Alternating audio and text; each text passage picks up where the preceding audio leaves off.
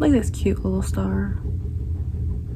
Basically today I'm gonna be just talking to my tattoos. Nope, I'm gonna be showing you guys my tattoos. Why the fuck was that so hard? I'm gonna be going over my tattoos and showing y'all the ones that I can, because some are in like a little bit funky spots.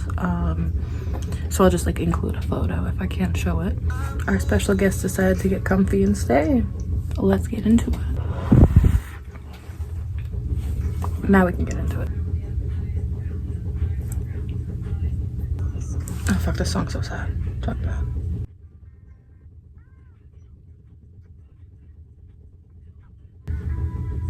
All my songs are pretty sad, what the fuck. On the back of my neck right here, I have a little jester hat. It's dedicated to my aunt. She passed away. And I really wanted to like incorporate who she was as a person, which was extremely funny, with also something that she liked, and that ended up being hats. She always had like the biggest hat collection. I always remember going over to her house and like her having like stacks of all hats of like all sorts. And so I just wanted to incorporate the two, and I did something like I came up with a design that meant a lot to me, and my tattoo artist executed it perfectly. I will include a photo since I can't really like show it. Yeah, I got that one in 2018. So in 2020 I got my little buttercup flower right here for my dog Buttercup, who passed away. She was my childhood dog. Pretty self-explanatory, the name, the flower. A couple months after that I got my I guess I should have taken my bracelets off, right? I got my treble clef semicolon. Music has always been a part of my life. Music helps me in a lot of ways. Music is a way of life for me, basically. Music is there for any emotion, and yeah, that I just wanted to incorporate the two. And then I was able to finally sign off and get tattoos on my own. And the day after I turned 18, I got this one. I got it on my right calf.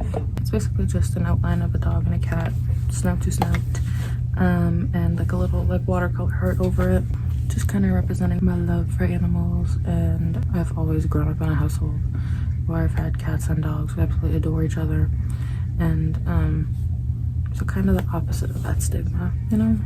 And then a few months after that I got this one on my left shoulder. It is my cat's exact paw prints when she was put down. We got like the mold of her paw print, so I took a photo of it and I showed it to my tattoo artist, and she fucking did amazing, and she was able to put both her little paws on my shoulder. And the reason it was kind of there like specifically in that spot was because my cat, like I have so many videos, like I'll include some of her like sleeping on my shoulder or like laying on like this spot specifically like all the time. Like I have so many videos that was her like spot, so in a sense it's like she's still there, you know. A couple months after that I got my E with the leukemia ribbon from my friend Ethan, who passed away on Christmas that year. I remember we always talked about getting tattoos together eventually one day, and getting a tattoo for him was like really important to me. So yeah. And then a little while after that I got my little ghosty boy right here. Got it like a couple days before Halloween.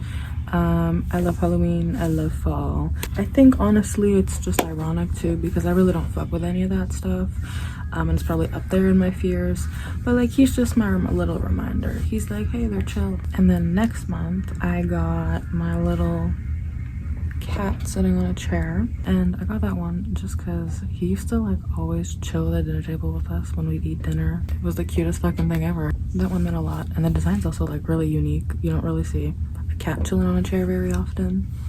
So yeah. And then the month after that I entered a giveaway for a tattoo, and I was like, hey, why not, let me shoot my shot. And like the winners were announced, and I wasn't one of them. And then randomly I got a DM one day from the tattoo artist, and he was like, hey, one of the winners actually pulled out. I liked your idea, do you want a tattoo? What do you mean? As you can probably tell, I'm a Habs fan. I love her. I was actually born in Montreal, and hockey's kind of always been around me, and it's been a part of my life. So I really wanted to get a tattoo dedicated to my team. reminds me of back home, reminds me of my favorite sport, reminds me of my boys. Like, I love my tattoo so much. And it's hit or miss sometimes when I go out in public and it's like, oh, that tattoo, and it's like, yeah, that tattoo.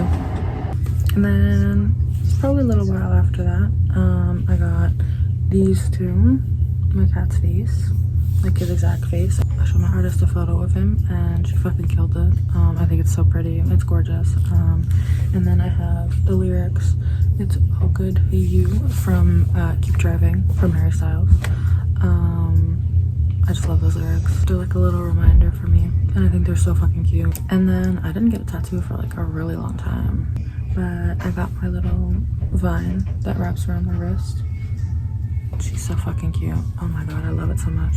Those are all the tattoos I have for right now. I have a list.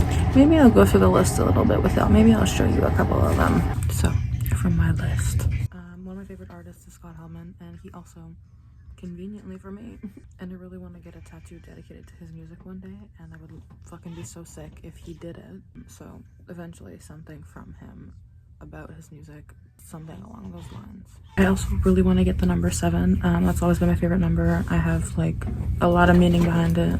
Something for my mom, something for my dad, something for probably each of my siblings, something for my current pets that I have now, something for probably some of my favorite movies, TV shows,